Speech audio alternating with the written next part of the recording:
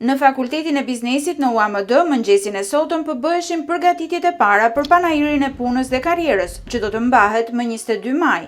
Ky panair është një nga eventet më të rëndësishme dhe këtë vit regjistron edicionin e tij të 5.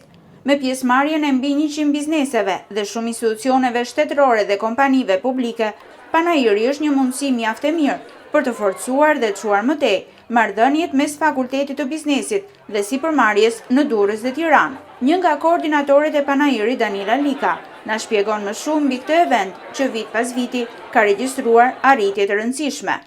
Për të 5 vit radhazi, Fakulteti i Biznesit organizon më 22 maj panairin e punës dhe të karrierës. Janë mbi 100 kompani të ndryshme të cilat na bashkohen, kryesisht kompani shumë prestigjioze të cilat ushtrojnë aktivitetin e tyre në Durrës dhe në Tiranë. Kemi përfaqësi nga njësoj institucionesh shtetërore, janë gjithashtu banka dhe institucione të tjera financiare të cilat marrin pjesë. Në panairin e punës dhe të karrierës më datë 22 maj përfshihet gjithashtu industria e turizmit, njësër hotelesh dhe agriturizme marrin pjesë në panair. Panairi i punës dhe karrierës është njëkohësisht një shans më shumë për studentët për të integruar në tregun e punës përmes praktikave pranë bizneseve, punësimit sezonal apo afatgjatë dhe përfitimit të bursave të studimit.